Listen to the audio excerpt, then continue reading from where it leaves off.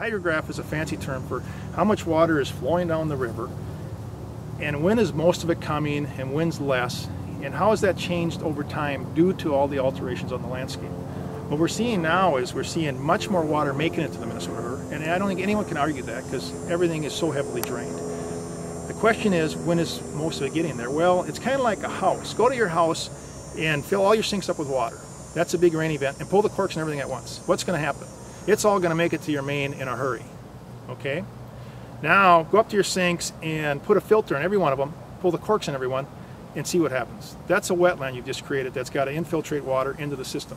And go down to your main and watch how fast the water comes out. Those are two different hydrographs affected by so-called land uses to your sinks. Now in the Minnesota River Basin, we've taken all, or a lot of the wetlands, not all of them, but a lot of them out, and when the water comes down, it's straight pipe right to the river. Well, obviously, just like in the house, all that water is going to get to the main really quick. Your hydrograph is going to spike way up, and it will then slowly drain back out as it goes down again.